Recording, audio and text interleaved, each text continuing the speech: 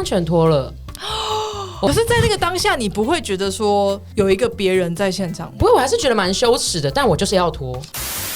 好，情欲玛丽又来录音了，然后今天邀请到，我觉得已经变成是我的搭档。怎么办？对的，情欲按摩的 Alvin 跟 Tanya， 嗨，现在节目好像没有你们两个，我没有办法进行下去。没有啦，是我们寄生在你身上。谢谢。然后今天因为那个 Alvin 跟 Tanya 介绍了我一个很有趣的来宾，给你们介绍，给我们介绍，给 Alvin 介绍，给 Alvin 介绍。好的，今天我们来优声优上场。好的，那我们今天等一下，紧张，很紧张。好，喝水。我们今天来宾是一位非常厉害的情欲催眠师。好，那情欲催眠是什么呢？给他讲啊，难不成对，你讲？我知道啊，所以要铺梗到下面。大家因为听到这个名字，大家会蛮有兴趣的。那尤其是可能有玩推特。有玩 X 的人可能会听过一些情欲制约的相关的东西，那它跟催眠有一点相似，又有一点不太一样，所以可能今天也会在当中得到一些资讯。大家会不会觉得你们是关系企业啊？情欲按摩跟情欲催眠，我觉得这个都是在伴侣之间可以用不同的方式创造一些不同的情趣玩法的选项之一。一条龙的服务。好啦，我们就来欢迎那个情欲催眠师 Neo。刚前面讲了一大串，结果没有讲到人家名字。对，没礼貌。好 ，Neo 你好，大家好，我是 Neo。对，好，那我们就来拷问你了。好，怎么会想要成为情欲催眠师啊？他首先也不是说成为情欲催眠师，因为他也不是一个要考试什么东西的。我就是比较喜欢玩情欲催眠这个项目，可能一开始有先学过催眠，然后后来发现国外有很多这样子的讨论，然后有一个小小的社群在玩这个项目，这样子我就开始慢慢的学，然后或者慢慢的去练习这样。可是你这条路是怎么开始？是先从催眠开始，还是先从知道情欲催眠这件事情开始的？平常好好的一个人，怎么会忽然从天而降这个灵感，知道有情欲催眠这个东西？我一开始学催眠的时候是还不知道情欲催眠，就我一开始学催眠动机只是因为觉得它很酷，就是它像小时候看的时候可能觉得它有点魔术或魔法的那种感觉嘛，就不可思议，所以我那时候去学。是后来发现它跟我的有一个可能小时候喜欢的类似性癖的东西还蛮像的，就我比较喜欢一些可能就是很奇幻的设定啊，或者是说一些奇妙的世界观的那种色情的作品，对，我就发现说其实好像这两个可以刚好结合在一起，所以我就加入这个社群里面。像是一些什么样叫做比较奇怪世界观的色情作品，可以举例吗？最常见的大家最有知道的应该是那个时间停止，算是吧？对，就是那个系列，对，那个系列可能是最有名的。那此外就比方说有一些是说那个架空的世界里面，大家可能对性行为是非常的稀松平常，可能就是见面打招呼的时候就会有一些身体上的互动啊等等的，打招呼的顺便就摸两下，就是用进入一下这样，对，类似这种，就是会有很多我自己感觉会很像在看哈利波特的那种，就是很奇幻的感觉。我刚刚才看完《死神的生物》第2集出来，不是因为哈利波特在上课，就是上那些魔法课的时候，他不是有很多一些奇怪的药水啊、奇怪的生物啊那些，然后有一些不同的效果。我觉得就是那种不同的效果会很吸引我。原来你是用这种眼光在看哈利波特，罗琳怎么想？不一定带信，对，但对接下来的系列没有办法回家看完了。对，刚买 HBO Go， 本来想说可以来马拉松一下。你现在没有办法用纯洁的心灵看，我现在会用很奇怪的角度看分灵体。情欲催眠跟一般的催眠有什么不一样呢？还是说你要先跟大家 brief 介绍一下，说催眠可能大家听众不是很清楚，催眠到底实际上是一个什么东西，可能还停留在过去电视上看到的那一些。要拿钟摆吗？这样子？对啊，有听过你之前的节目的话，应该是比较熟悉那个催眠类的。我之前其实还没有讲过，或者是访问过催眠类的。可是我本人自己有体验过催眠2次，就是一般正常的催眠，主题大概是类似前世回溯，或者是说解答一些心中的问题这样子的方面。好像就是像身心灵类的是也蛮大众的一类的催眠，然后另外。在心理咨商上面，其实有一些人是会用催眠的方式去做。如果没有接触过催眠，大家最常见的对催眠的印象应该是一些电影作品啊或者什么的，就是很瞬间跑到别人面前，然后弹一下手指，然后对方就昏倒的那种，好像是用催眠去控制别人，让对方做不愿意的事情的这样子的桥段。但现实生活中，无论是像身心灵类、諮商类或者情欲催眠类的，这些都是比较偏向是，对方也已经愿意，他有一个动机是愿意进入催眠的。那我们只是某一种感觉是有点类似提词机，我就只是个提词的人，告诉他说，你要怎么做，下一步是什么，这样子往下。但现实中的催眠，像情欲催眠跟说心理諮商的催眠的话，其实方法都是蛮类似的，就那些手法是一样的。所以就是对方是要在经过对方同意，并且对方是一个我现在愿意接受这一个过程的状况下，催眠才有可能成立，是不是？是。OK， 所以大家不用害怕。对，最常见或者最大众的催眠方式就是还是对方躺着嘛，然后闭上眼睛，然后做一些放松，就带他做一些身体扫描等等的放松。在做这个些步骤的时候，对方还是有意识的嘛，他就只是在比方说照着你说的话去呼吸，所以如果对方听到你讲什么话的话，他是可以直接反应过来，他是可以直接站起来说我不要这样。对，就跟我体验的催眠也是一样的。对，就是其实整个过程当中我是有意识，然后有点类似也没有到半睡，只是就是比较放松的状态，意识都是清醒的，然后我都听得到催眠师在讲什么，然后就是跟着他的指令去，比如说像你有讲的调整呼吸啊、放松啊，或者去想象一些画面，或者说跟着他的引导，比如说你现在看到什么东西，好，那我们再往前面走，你有看到什么更多的东西，就是这样子。然后只是情欲催眠的目标就是前面是放松嘛，就让对方进入到一个催眠状态，后面的那个催眠的效果就是我们就会玩一些比较色情的18禁的东西，这样子。因为一般的催眠比较像是一个治疗，一个疗程，一个探索自己。那情欲催眠它是比较像是一个玩乐的方式吗？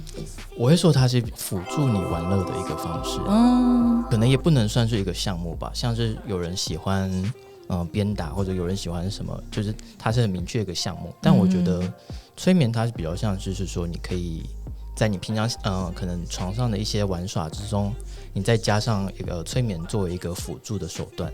所以这个意思是说大家都可以学这个咯，不是一定要来找你说我今天要来做这个东西，而是可能可以学完之后回去家里伴侣自己玩。对，就是因为我自己有在开一些想要教大家情欲催眠课的活动，那我在活动上我就是蛮建议大家就是一组一组一起来，就你跟你的伴侣一起来，就是因为毕竟是你比较信任的人嘛，然后你们可能也比较熟悉，那催眠效果也会比较好，比起跟我玩会比较好一些。好，所以是可以玩一些什么样的项目？可以介绍一下吗？因为我们现在还有点没有办法想象。好呀，就是像最常听到的应该是弹指高潮，就是不接触的高潮。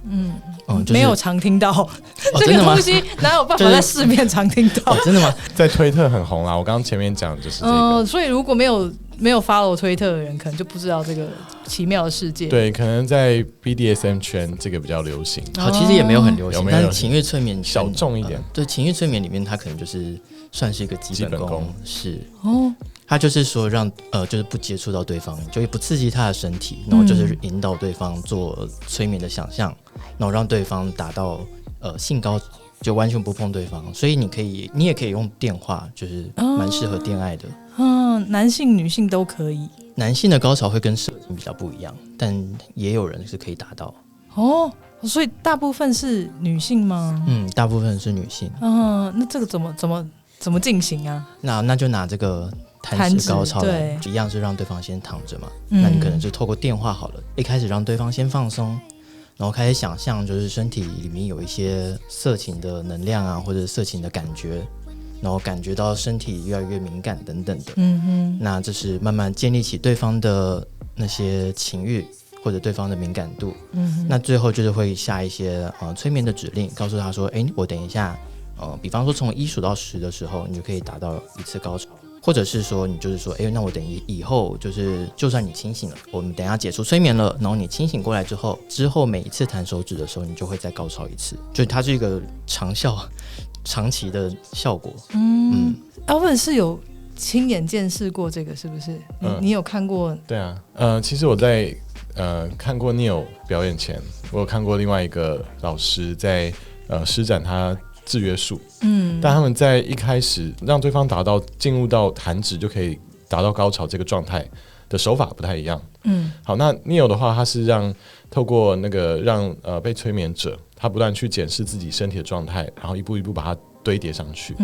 那另外一位他是用比较刺激的方式，直接让身体达到一个可能比较紧绷、比较亢奋的状态，然后再达到催眠，达到那个弹指高潮。怎么样达到那个？一个是很放松，然后慢慢堆叠，从像Neil刚刚讲1到10，好，可能一开始是很轻松，然后慢慢累积了一些色情的能量，然后达到10，就把那个能量堆上去。然后另外一个是用触觉，瘙痒、痛觉，去让身体肌肉进入到那个紧绷的状态，然后达到弹指高潮。但这两个他们弹指高潮的反应，女生都是一样的，就是一个全身紧绷，然后下腹部收缩，然后抽搐，然后发出一些呻吟的声音，然后就类似像高潮的感觉。这个到底是高潮还是不是高潮？这个感受可能要问女生的感觉，所以 Tanya 应该待会可以回复一下。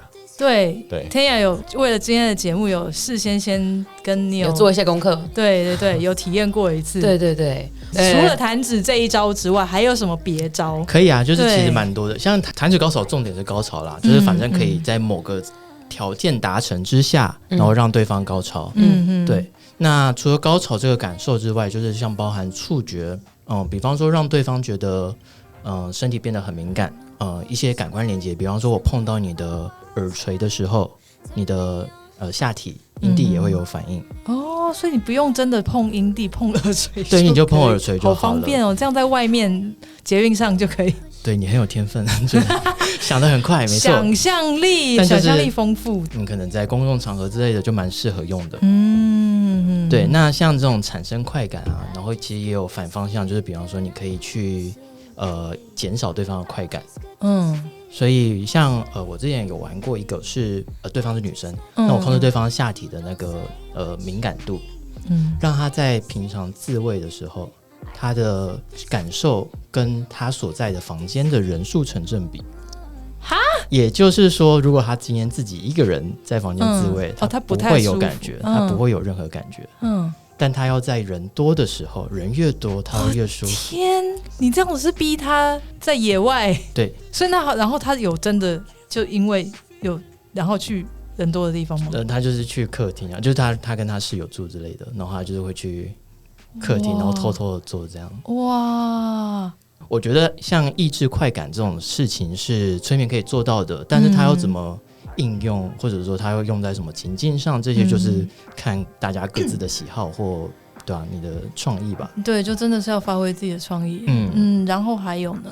还有一些像刚才是说到感官类的嘛，那包含就是催眠也会到认知上的玩耍。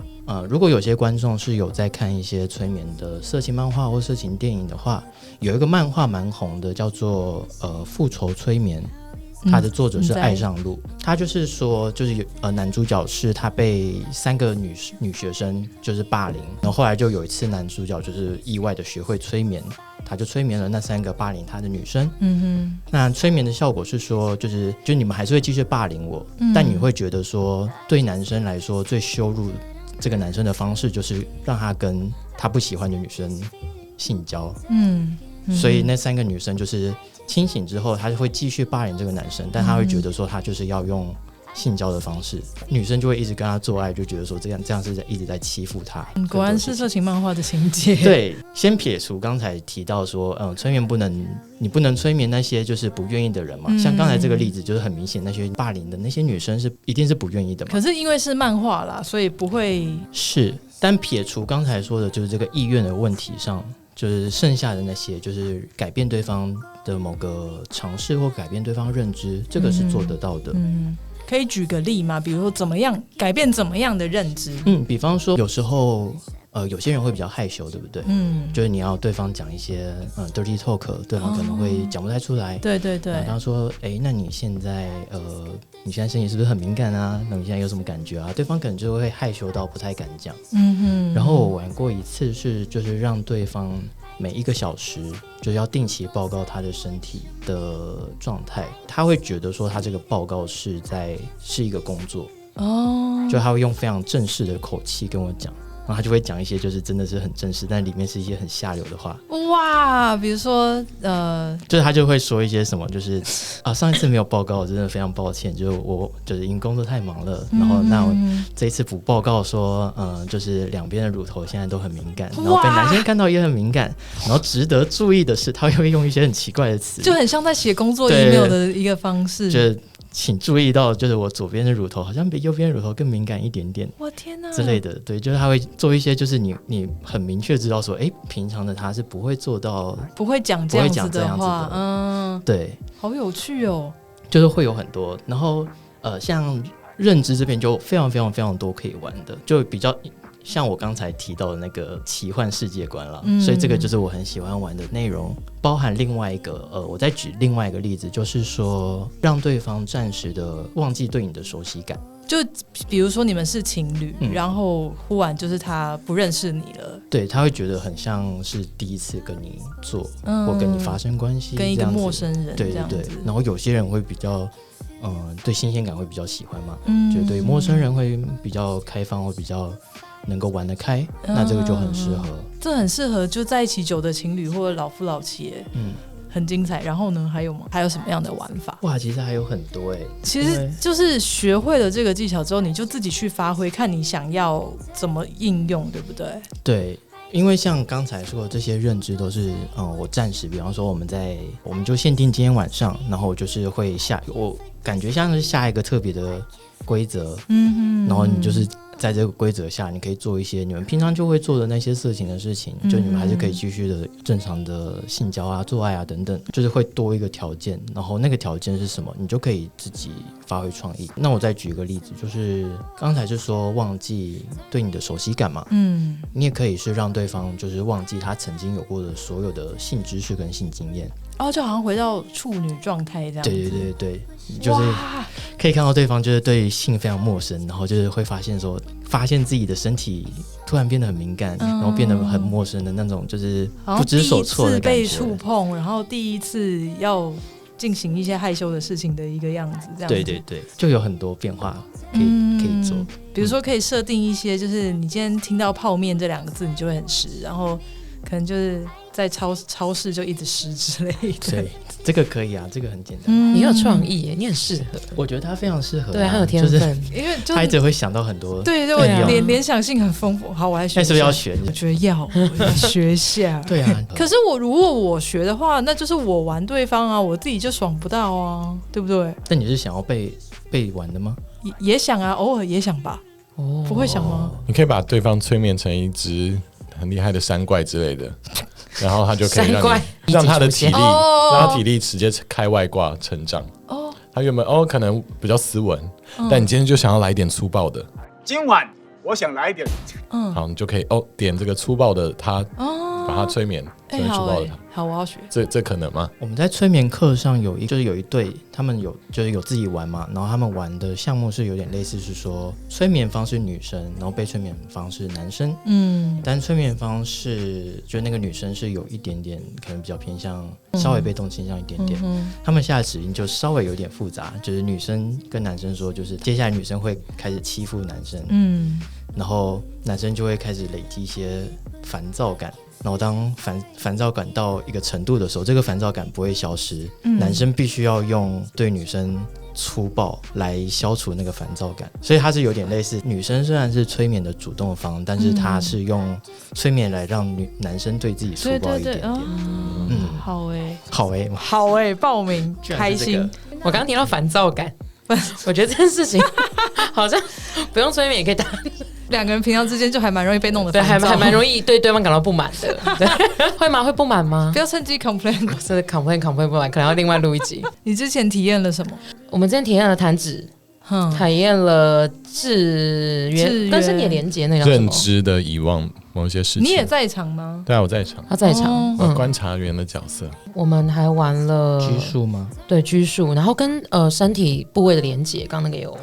好，一个一个分享，一个一个哇，真是！我觉得弹指高潮，它的感觉，因为Neo他的词汇量真的非常多，就它本身是一个词海，所以它很会形容事情，然后搭配我自己想象力有时候也蛮丰富的，所以当他讲，像比如说他有提到就是说哦，这个色情的能量，就好像是一个水龙头一样，那我要把水龙头扭开，然后或扭到最大，那你就会慢慢有那种代入感，对，所以我觉得很多时候要再更进入这个状况，我觉得除了就好像有时候就看魔术一样，不要想着怎么样去破解它或抵抗它，是要想着办法去配合它，去融入它。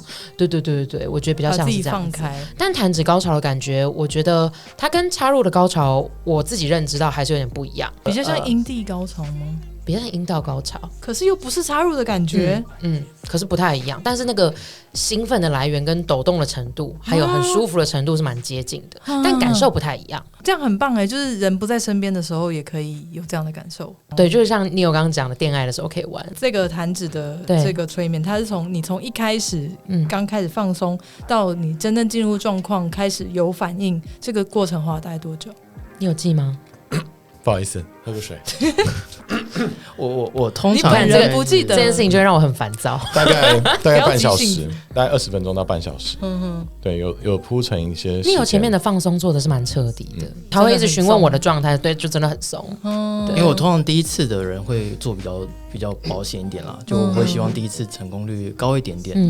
那就是如果是比方说，如果接下来再跟谭阳再玩一次的话，他可能也比较熟悉催眠的感觉，那这个就可以一直在缩短。所以这跟被催眠者的想象力应该也有关系吧？就是如果你形容的东西，它是一个说什么东西听不懂，跟想象的方式有关系。想象的方式就是比方说会需要一定的熟悉感，是因为每个人想象的方式可能不一样，他习惯的学习的方式可能也不一样。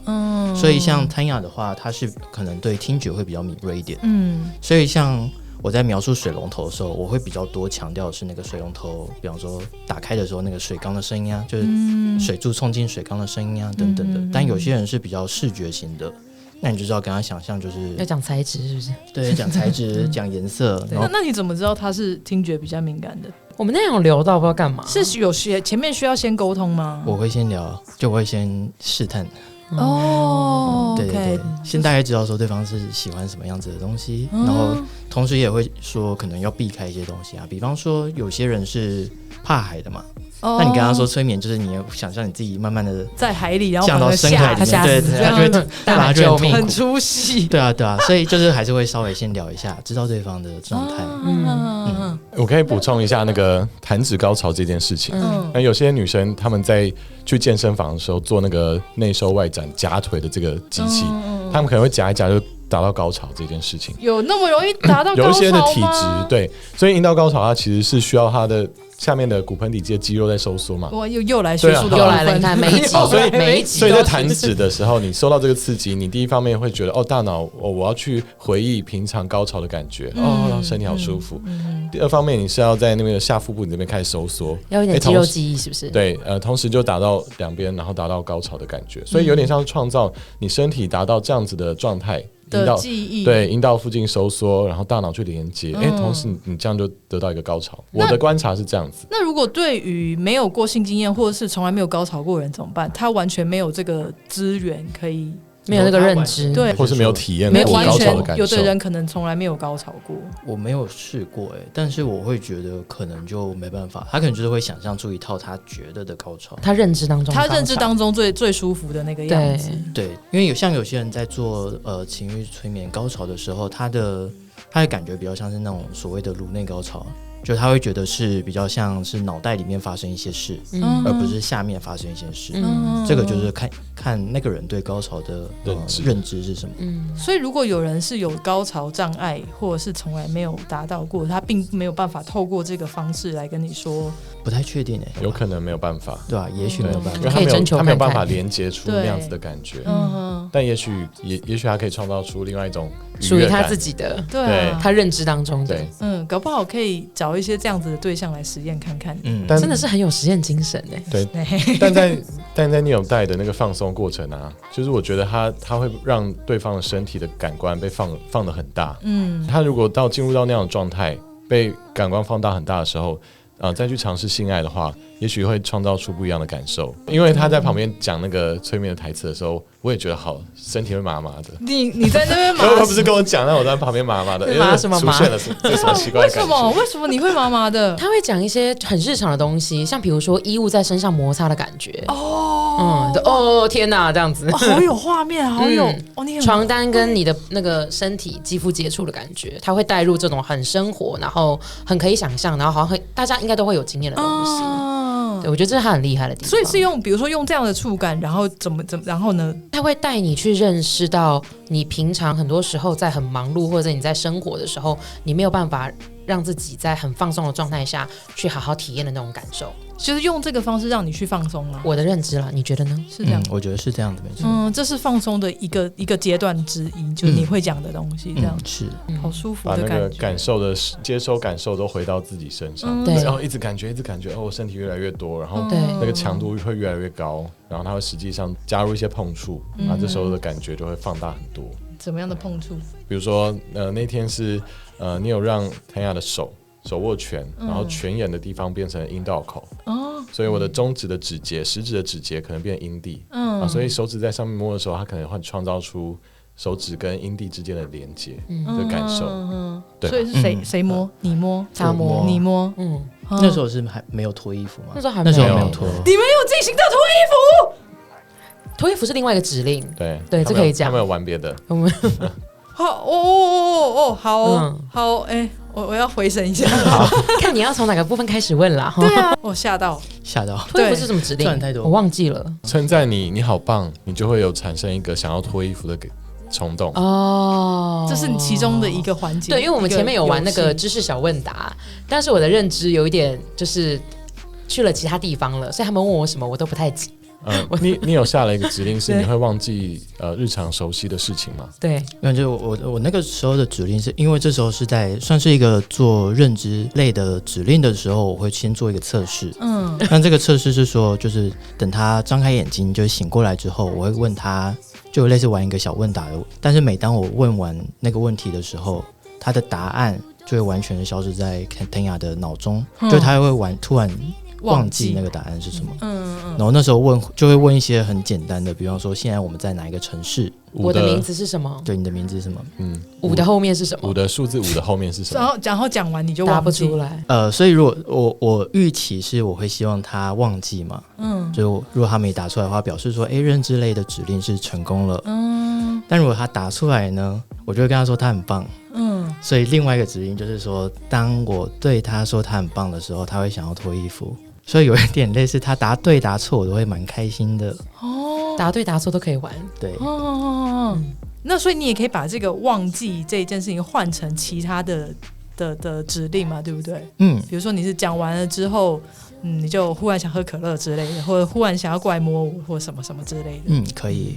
我真的好有他天分，真的很厉害，你真的很有天分。对啊，好有天分。还是去印度一趟之后灵性大开？没有，本来就是那么有想象力的人。好棒哦！本来就有这些幻想，很厉害耶！不愧是水瓶座，水瓶座真的是对，有点。以后世界的主宰就是我，没错，对，进军那个政治界。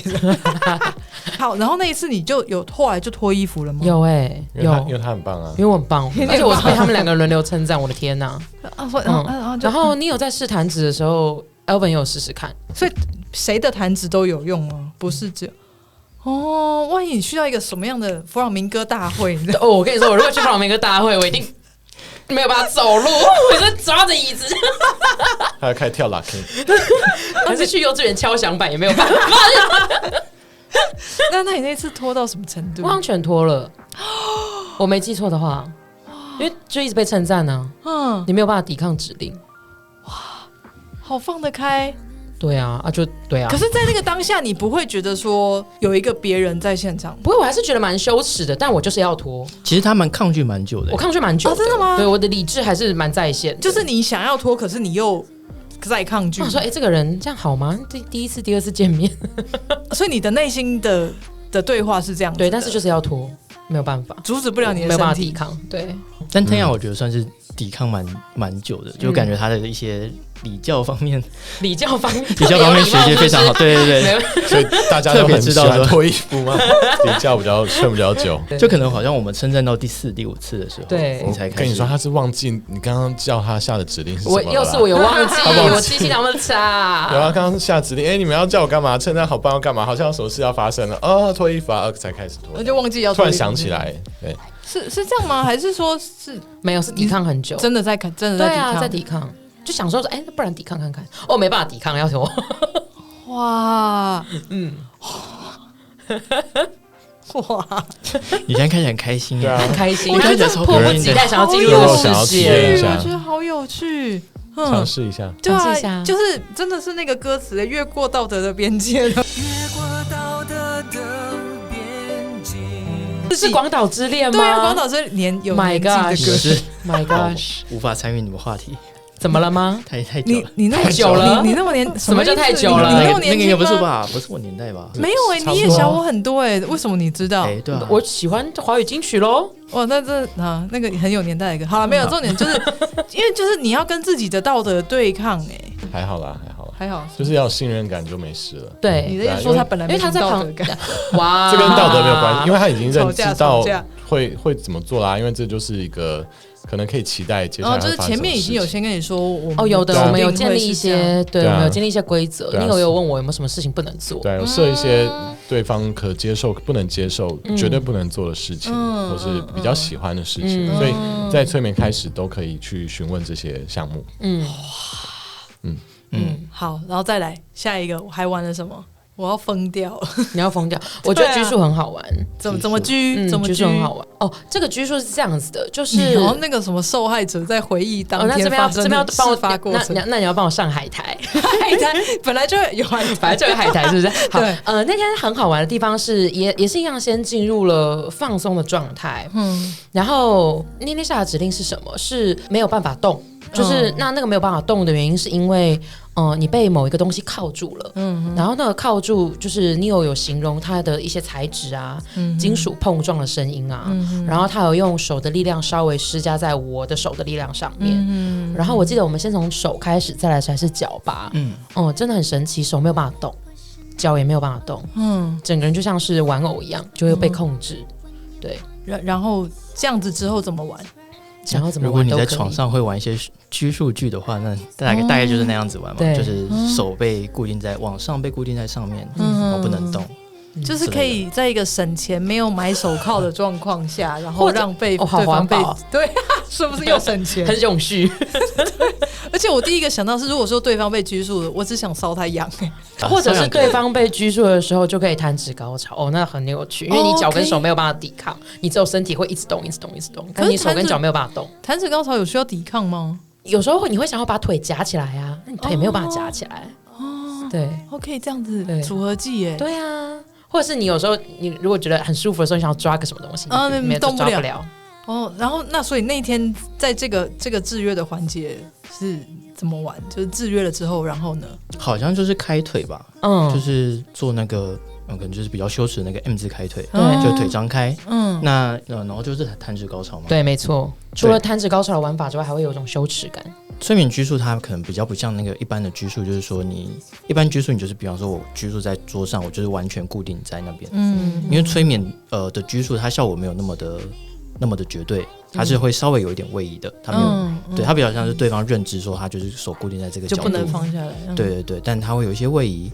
但对于开腿来说的话是已经够了，然后我觉得是对方会强烈的感觉到就是腿夹不起来的那个羞耻感，而且说你在催眠对方的时候，那个你有一个优点就是你拘束对方的时候，你是可以很快速的变换那个对方的角度的姿势的，就是那时候是比方说我在线下弹指高潮，然后发现就是腾雅的腿会夹起来，我不想让他夹起来。你就让他不要夹起来。对，然后因为我刚刚已经对他做过手拘束了，所以我就是就是把他腿掰开，然后很快就说，你的脚也会跟手一样，然后弹一次手指，然后对方就会固定住，就是一句话就好了。你这样可以让不会跳舞的人变成会跳舞。你就可以就是右手抬起来，左手放下来。原来是综艺节目，这么在像那个综艺节目对不对？让那种调皮捣蛋的小孩就乖乖坐在书桌前读书。对啊，对啊，好可怕、哦，这可以吗？哎、这好适合合家来学。他看起来不会愿意，就是他抗拒那个进入，看起来是坐着，但你内心是很抗拒的。我们那个之前在讯息上面有聊到说。有没有一些冷门的性癖，就是在看 A 片的时候的偏好，笑成这样。我还蛮喜欢看春药系列的，就是背下春药，然后没有办法抵抗，然后它有点像是类强，但是因为对方的眼神跟脸，因为他就进入一个很迷离的状态嘛，所以他就是有点享受，但又有点没有办法享受，然后就是口水跟眼泪乱流，我很喜欢那种的。所以我们那天有玩一个春药，也蛮好玩的。怎么春？还是你可以想到？我觉得你搞不好可以想到。对，要不试试看？什么意思？我可以想到，你可以想到我们怎么玩吗？就是让你觉得你有被下春药这样子。对，那媒介是什么？媒介是什么？媒介是矿泉水。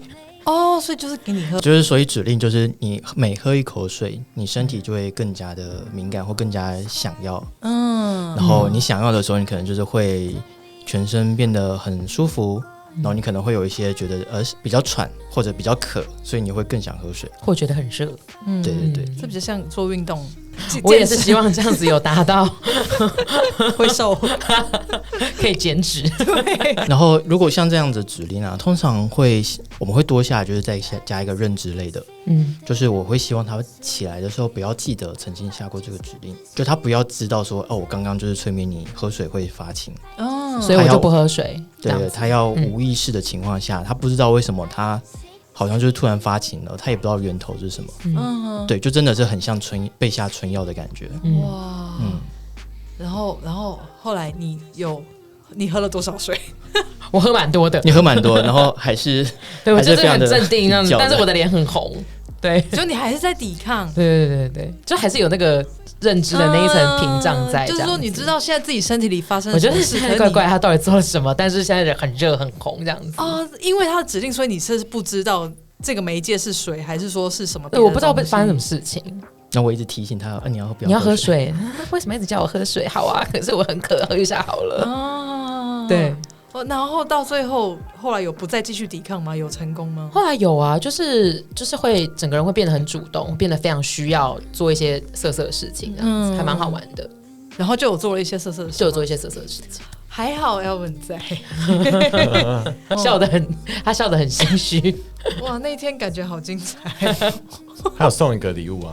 什么礼物？那个最后带回家的礼物。那个带回家的礼物是这样子的，因为我有跟 Neil 说，我就是玩完结束之后，我要去参加家族聚会，然后他就问我说：“那你要不要带一个什么东西走？”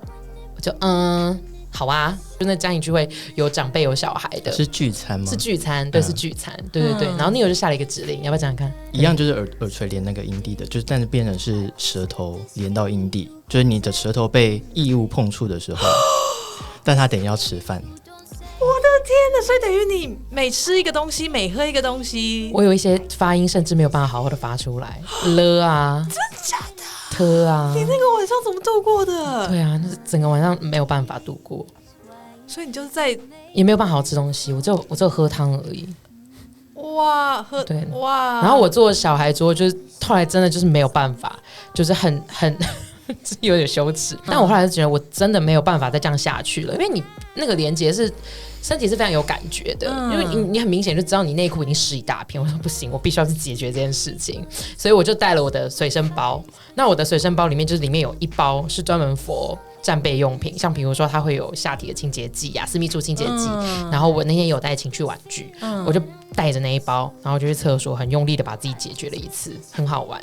然后更好玩的地方是因为太敏感了，所以我就用手一直玩自己的舌头，所以它是双重的攻击，所以这是他给我的组合技。对，就一边用手，就是一边手玩自己舌头，一边手玩情绪用品，超级好玩。超级好玩，这一 part 我不知道我跟你讲啊，那个指令是一路到12点，对，可以解除，对，然后聚完之后马上跑到 Elvin 家，还是跑到Elvin家，马上跑 Elvin家，你们在干嘛？哇，我觉得这真的是很高级的一种性体验欸，因为有包含认知的改变，或者是说一些挑战价值观、道德观等等的，已经是超越单纯做爱的这一种高潮。我觉得是蛮有趣的啦，就是算是很新鲜，对很多人来说，层次非常的丰富，可以玩，可以发挥的想象力是可以发挥的空间很大。对啊，你只要想得到的都可以。这好美好，欢迎加入。对，我要学，我真的认真要学。太好了。对了，所以如果说没有学，比如说伴侣之间没有学的话，是可以像 Elvin Tanya 这一次体验这样，就是伴侣一起来，然后以你做催眠者，你知道让他们自己去玩这样子吗？我一直觉得是可以的。我的个性蛮喜欢当辅助的角色，就是我没有一定要真的做些什么事情，所以我一直觉得可以，只是之前没有这样子的经验啦。因为大家不想在你面前。对啊，就有。可是你说可以电话，所以可以是一个你以电话，比如说拨给在远方的2位，然后这样子去进行的嘛，对不对？国外有蛮多是催眠的那种录音，就是找可能配音师啊什么的，他们就是会录催眠的一段脚本，然后会先写好说这个脚本是要干嘛。有些催眠脚本就是专门给女生，可能就是她要在出发前就是先自己听。就增加自己的情欲啊什么的。可是这个的效果应该不会有真人操作这样子的好吧？因为录音就是他还是听不到你的反应嘛，没办法克制，它是单向的。对，不知道你现在放松的程度到哪里。没错，他就只能猜而已。所以你其实可以开发就是电话服务情侣的这一个市场。可能可以。什么叫可能可以就要啊？对啊，现在不是有很多女性向或男性向的音频的这个服务吗？对啊，所以你好像可以做一个这种性上面的开发的一个类似冥想嘛，冥想你会听我们现在会感觉我们手指放松，脖子放松，头皮放松什么的，你这也就一样的方式。对啊，我觉得挺有趣的啦，会想试试看，没错。每次来都有一些商业模式可以想。我真的倒也是。对啊，你很对被耽误的行销天才，真的真的。像你之前开的课程，大概要学多久？会有哪些学习的内容？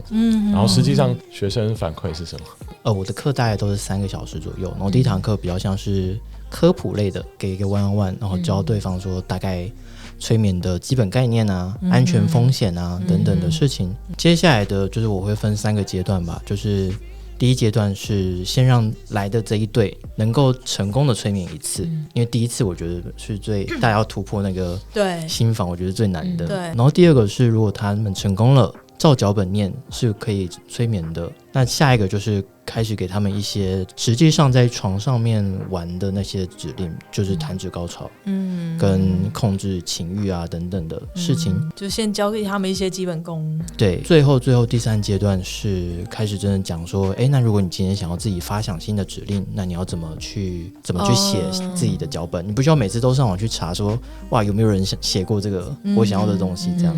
编剧课对。大家都会有自己的风格，就是像我们那一堂课，就是也有一些人，他们就是比较动漫宅，他们可能就会讲一些就是《咒术回战》的例子啊什么，会领域展开。对，领域展开。就我说领域展开的时候，你就怎么样。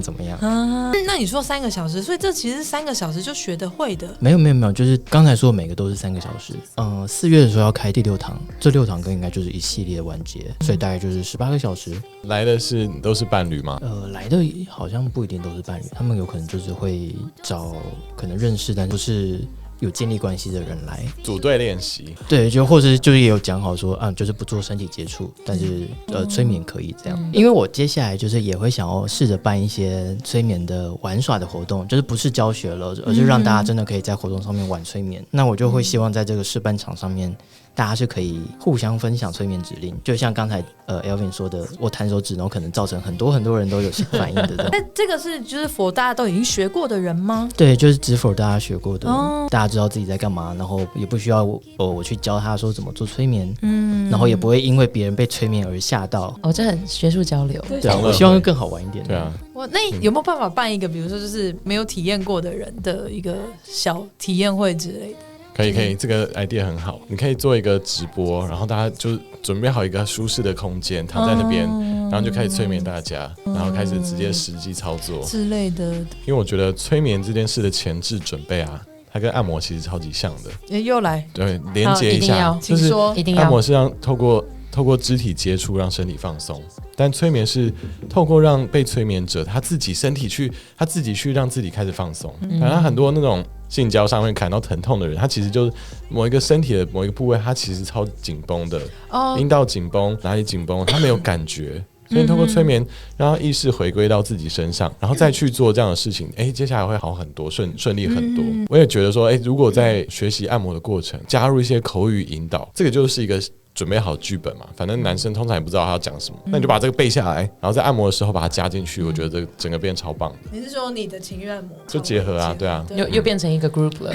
比如说像来找你上课的人，或者是说体验的人，他们有没有跟你分享说他们为什么会想要来学这个，或者他们的目的，或者他们想要达成一个什么样的玩乐吗？还是说要促进关系吗？还是就学会我很屌，我在我的履历表上，交友软体履历表上增加一项。我们遇到的好像都是玩乐，因为我在的社群的关系啦，就是可能大家对性比较乐于讨论或者乐于尝试，所以其实蛮常见，就是遇到一个新的项目，大家就会很想去看一下是什么东西，这样包含像刚才 Elvin 上的那个制约课。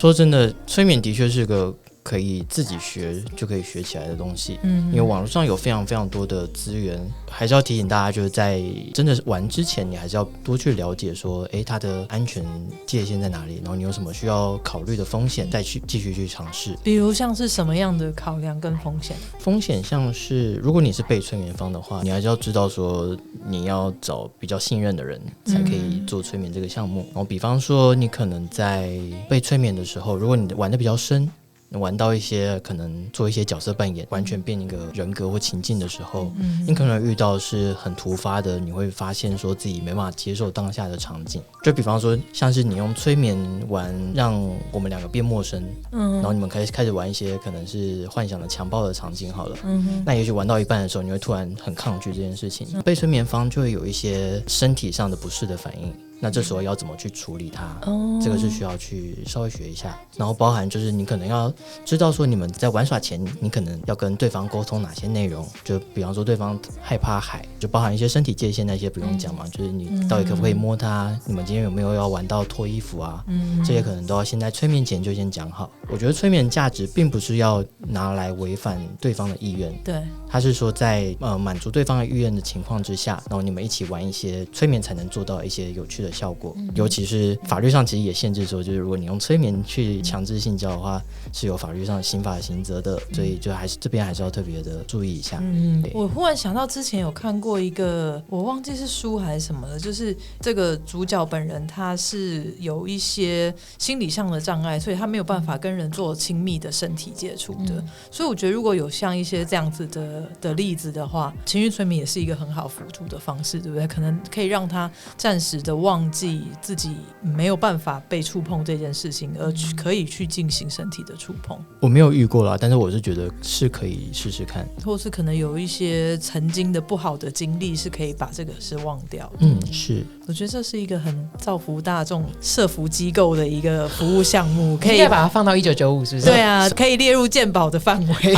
好好啊。像我就会比较保守了一点点，对，就是我会觉得说我自己在玩情绪催眠，但是我的催眠就不会去涉及到可能做一些心理咨商的事情。心理咨商的催眠可能就是比方说让对方忘记某个恐惧，比方说他可能跟前任有一些伤痛，导致他对于性的这种东西非常排斥什么的，这种我觉得如果你要用催眠去辅导对方的话，我觉得你还是要多学一些可能是心理方面的知识了。OK， 对，那可能就不是说我觉得学了催眠我就去做就一定会好，因为你可能好像只是表面上帮他度过了，但他可能内心有更多的抗拒。因为我讲的不是说真的是用这个当做一个治疗，而只是让他在这一次单次，对，至少可以在这个时间范围之内可以先去暂时的忘掉，或者说暂时去体验他以前没有办法体验到的东西，这样子。对，那或许是可以。比如说你自己在跟伴侣玩的过程当中，有什么有趣的事情、有趣的经验，或者是有失败过吗之类的？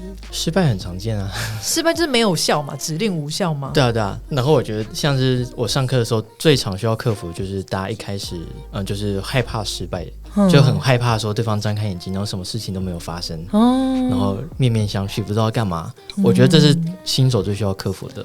我觉得真的是一个尴尬大会，你尴尬，大家都尴尬，催眠的跟被催眠的都尴尬。对对对，但这个就是我也蛮常失败的啦，就是很多情况，比方说我们尝试在咖啡厅，然后失败，然后比方说有些人是他们就是很不想要忘记东西，他们觉得忘记东西非常可怕，就也会失败。然后有些人是他真的没有办法放下那个，就没有办法，就他的抵抗太强了，对，就也会有遇到。所以其实是真的可以抵抗的嘛，所以这样你只是脑波太弱而已，对不对？你没有抵抗成功，你的羞耻感，它就介于一种没有想要抵抗，但又有点不好意思的感觉啦。但他一旦好意思之后，就会非常好意思，洪水猛兽般的，这完全就看出你的个性啊。对，非常好意思。对啊，你就烧一下就好了，可以了，就开了。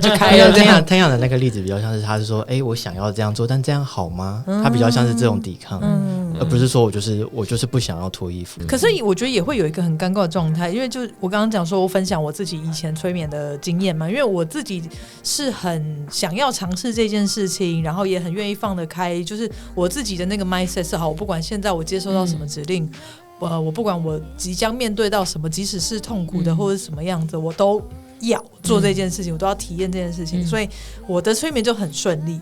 然后后来我也有介绍我弟弟去做同样的一件事情，可是可能他自己就是想要做，可是又有点抗拒去可能真的打开，或者说面对内心的一些东西，所以他就进不去。